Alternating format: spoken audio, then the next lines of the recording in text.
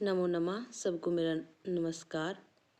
आज हम प्रथमा विभक्ति, द्वितीय विभक्ति, तृतीय विभक्ति, चतुर्थी विभक्ति, पंचमी विभक्ति, षष्ठी विभक्ति, सप्तमी विभक्ति में कारक के विषय में पढ़ेंगे।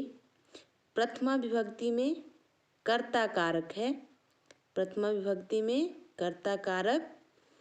कर्ता किसे कहते हैं? तो कर्ता कहते हैं जो काम करने वाला होता है उसे कर्ता कहते हैं। तो प्रथमा विभक्ति में कर्ता कारक और कर्ता किसे कहते हैं? जो काम करने वाला होता है। तो कर्ता कारक में प्रथमा विभक्ति का प्रयोग किया जाता है। जो काम करने वाला होता है उसमें प्रथमा विभक्ति का प्रयोग होता है। जैसे रामः गच्छति, रामः गच्छति करते हैं राम जाता है। तो काम करने वाला कौन है? राम। जाने वाला कौन है? राम। तो राम में प्रथमा विभक्ति का हम प्रयोग करेंगे, रामः गच्छति। द्वितीय विभक्ति, द्वितीय विभक्ति कर्म कारक से संबंधित है।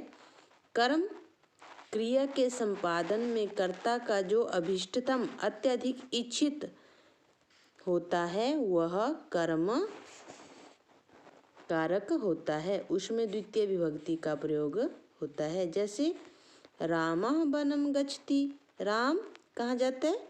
वनम। तो वन क्या है? यहाँ पे कर्म है। तो वन में द्वितीय विभक्ति लगाएंगे। कर्म में हमेशा द्वितीय विभक्ति का प्रयोग होता है।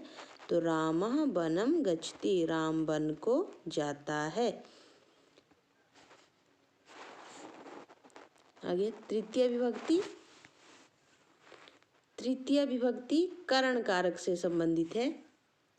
जिसकी सहायता से कार्य निष्पन्न होता है, जिसकी सहायता से कार्य पूर्ण होता है, निष्पन्न होता है, उसे हम करण कहते हैं। या जो कार्य की निष्पत्ति में सहायक होता है, जो कार्य को करने में सहायक होता है उसे करण कारक कहते हैं। और करण कारक में तृतीय विभक्ति का प्रयोग होता है। जैसे रामः हस्तेन लिखति, अब राम किससे लिखता है? हाथ से।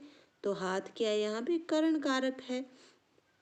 करण कारक में तृतीय विभक्ति का प्रयोग करेंगे, रामः हस्तेन लिखति। यदि जो सहायक है करण कारक, यदि हाथ नहीं होगा तो राम लिख नहीं सकता, तो इसलिए हाथ यहाँ पर करण कारक है। रामा हस्तेन लिखति, राम हाथ से लिखता है। उसके बाद है चतुर्थी विभक्ति। संप्रदान कारक में चतुर्थी विभक्ति का प्रयोग किया जाता है। जिसको कोई वस्तु दी जाती है या जिसके लिए कोई कार्य किया जाता है वह संप्रदान कारक कहलाता है। इसके लिए चतुर्थी विभक्ति का प्रयोग किया जाता है। जैसे मोहनः रामाय पुस्तकम ददाति, मोहन राम को पुस्तक देता है। तो मोहन राम को पुस्तक देता है, तो किसको दे रहे हैं? राम को। तो राम में क्या लगेगा?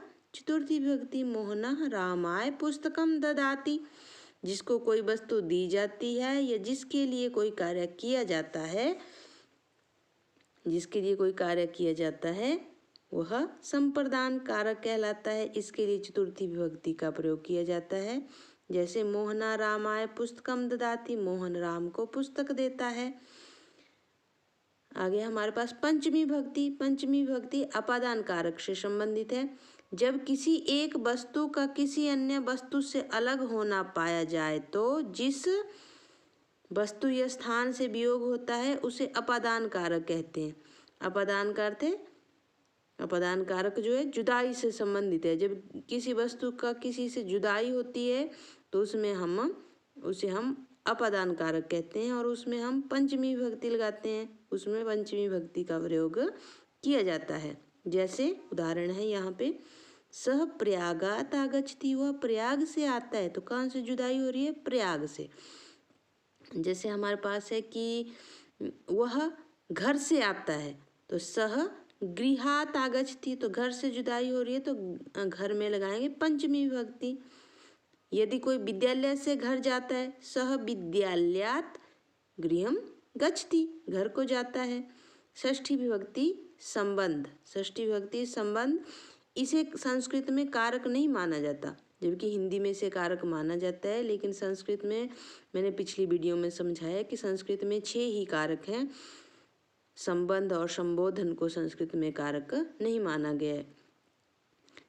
इसे कारक नहीं माना जाता। जिसका किसी अन्य के साथ संबंध पाया जाता है उसमें षष्ठी विभक्ति का प्रयोग होता है।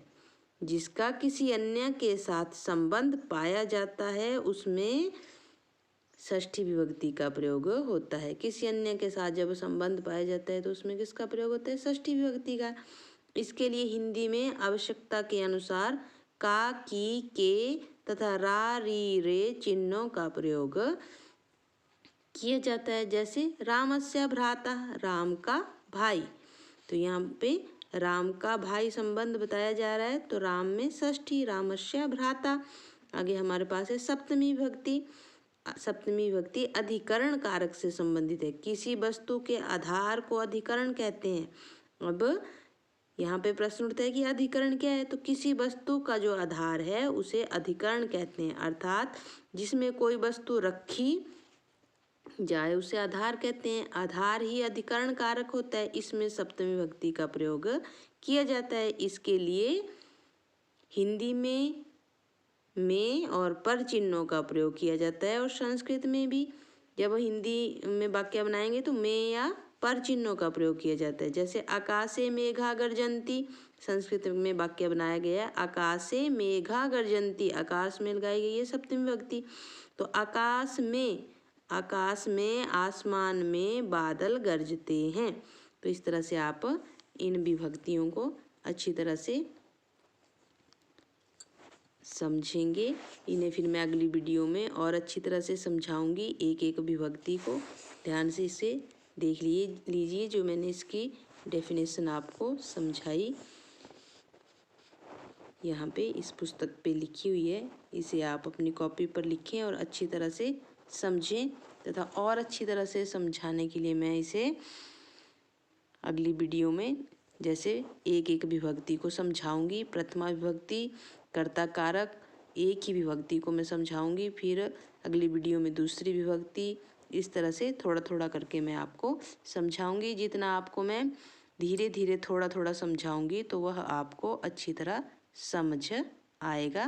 पहले आप इन परिभाषाओं को अपनी पुस्तक, अपनी कॉपी पर अच्छी तरह से लिख लें, याद कर लें, तथा कारक और कारक के चिन्हों को, विभक्ति को जो मैंने पिछली वीडियो में समझाया है उसे अच्छी तरह से आप लिख लें, याद कर लें। तभी आपको फिर अनुवाद समझ में आएगा कि हिंदी से संस्कृत में किस तरह से हम अनुवाद करेंगे। धन्यवाद।